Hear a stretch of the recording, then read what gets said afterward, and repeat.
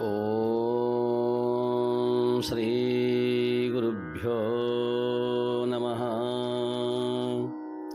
ವಸುದೇವಸುತಂ ದೇವಂ ಕಂಸಚಾಣೂರಮರ್ದನಂ ದೇವಕೀ ಪರಮಾನಂದಂ ಕೃಷ್ಣಂ ವಂದೇ ಜಗದ್ಗುರುಂ. ಕೃಷ್ಣಂ ವಂದೇ ಜಗದ್ಗುರುಂ. ಶ್ರೀ ಭಗವಾನುವಾಚ ಸುಖದುಃಖೇ ಸಮೇ ಕೃತ್ವಾ ಲಾಭಾಲಾಭೋ ಜಯ ಜಯ ತತೋ ಯುದ್ಧಾಯ ಯುಧ್ಯಸ್ವ ನೈವ ಪಾಪಮವಾಪ್ಸ್ಯಸಿ. ಏಷಾ ತೇ ಅಭಿಹಿತಾ ಸಾಂಖ್ಯೇ ಬುದ್ಧಿರ್ಯೋಗೇ ತ್ವಿಮಾಂ ಶೃಣು. ಬುದ್ಧ್ಯಾ ಯುಕ್ತೋ ಯಯಾ ಪಾರ್ಥ ಕರ್ಮಬಂಧಂ ಪ್ರಹಾಸ್ಯಸಿ. ನೇಹಾಭಿಕ್ರಮನಾಶೋಸ್ತಿ ಪ್ರತ್ಯವಾಯೋ ನ ವಿದ್ಯತೆ. ಸ್ವಲ್ಪಮಪ್ಯಸ್ಯ ಧರ್ಮಸ್ಯ ತ್ರಾಯತೆ ಮಹತೋ ಭಯಾತ್. ವ್ಯವಸಾಯಾತ್ಮಿಕಾ ಬುದ್ಧಿಃ ಏಕೇಹ ಕುರು ನಂದನ. ಬಹುಶಾಖಾಹ್ಯನಂತಾಶ್ಚ ಬುದ್ಧಯೋ ವ್ಯವಿಸಾಯಿನಾಂ.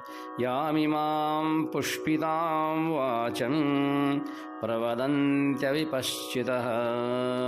ವೇದವಾದರತಾಃ ಪಾರ್ಥ ನಾನ್ಯದಸ್ತೀತಿ ವಾದಿನಃ. ಕಾಮಾತ್ಮನಃ ಸ್ವರ್ಗಪರಾಃ ಜನ್ಮಕರ್ಮಫಲಪ್ರದಾಂ. ಕ್ರಿಯಾವಿಶೇಷಬಹುಲಾಂ ಭೋಗೈಶ್ವರ್ಯಗತಿಂ ಪ್ರತಿ. ಭೋಗೈಶ್ವರ್ಯಪ್ರಸಕ್ತಾನಾಂ ತಯಾಪಹೃತಚೇತಸಾಂ. ವ್ಯವಸಾಯಾತ್ಮಿಕಾ ಬುದ್ಧಿಃ ಸಮಾಧೋ ನ ವಿಧೀಯತೆ. ತ್ರೈಗುಣ್ಯವಿಷಯಾ ವೇದಾಃ ನಿಸ್ತ್ರೈಗುಣ್ಯೋ ಭವಾರ್ಜುನ. ನಿರ್ದ್ವಂದ್ವೋ ನಿತ್ಯಸತ್ತ್वस्थः ನಿರ್ಯೋಗಕ್ಷೇಮಾತ್ಮವಾನ್. ಯಾವಾನರ್ಥ ಉದಪಾನೆ ಸರ್ವತಃ ಸಂಪ್ಲುತೋದಕೆ. ತಾವಾನ್ ಸರ್ವೇಷು ವೇದೇಷು ಬ್ರಾಹ್ಮಣಸ್ಯ ವಿಜಾನತಃ. ಕರ್ಮಣ್ಯೇವಾಧಿಕಾರಸ್ತೆ ಮಾ ಫಲೇಷು ಕದಾಚನ. ಮಾ ಕರ್ಮಫಲಹೇತುರ್ಭೂಃ ಮಾ ತೇ ಸಂಗೋಸ್ತ್ವಕರ್ಮಣಿ. ಯೋಗಸ್ಥಃ ಕುರು ಕರ್ಮಾಣಿ ಸಂಗಂ ತ್ಯಕ್ತ್ವಾ ಧನಂಜಯ.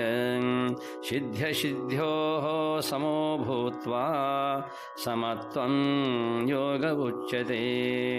ದೂರೇಣ ಹಿ ಅವರಂ ಕರ್ಮ ಬುದ್ಧಿಯೋಗಾದ್ ಧನಂಜಯ. ಬುದ್ಧೌ ಶರಣಮನ್ವಿಚ್ಛ ಕೃಪಣಾಃ ಫಲಹೇತವಃ. ಬುದ್ಧಿಯುಕ್ತೋ ಜಹಾತೀಹ ಉಭಯೇ ಸುಕೃತದುಷ್ಕೃತೆ.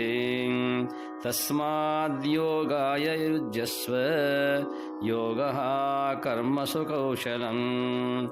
ಕರ್ಮಜಂ ಬುದ್ಧಿಯುಕ್ತಾ ಹಿ ಫಲಂ ತ್ಯಕ್ತ್ವಾ ಮನೀಷಿಣಃ.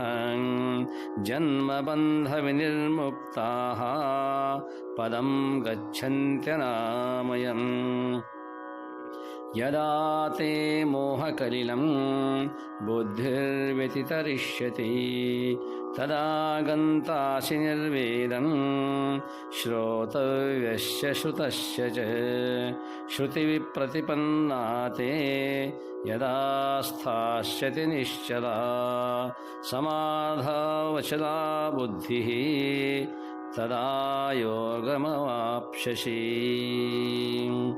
ಓಂ ಶಾಂತಿ ಶಾಂತಿ ಶಾಂತಿ. ಸರ್ವರಿಗೂ ಪ್ರಣಾಮಗಳು. ಅರ್ಜುನನ ಪ್ರಶ್ನೆಗೆ ಉತ್ತರ ರೂಪವಾಗಿ ಭಗವಂತನು ಇವತ್ತು ಕೇವಲ ಪಾರಾಯಣ ರೂಪದಲ್ಲಿ ಅನೇಕ ಶ್ಲೋಕಗಳನ್ನು ಹೇಳಿದ್ದಾರೆ. ವಿವರಣೆಯನ್ನು ನಾಳೆ ನೋಡುವ. ಎಲ್ಲರಿಗೂ ಪ್ರಣಾಮಗಳು.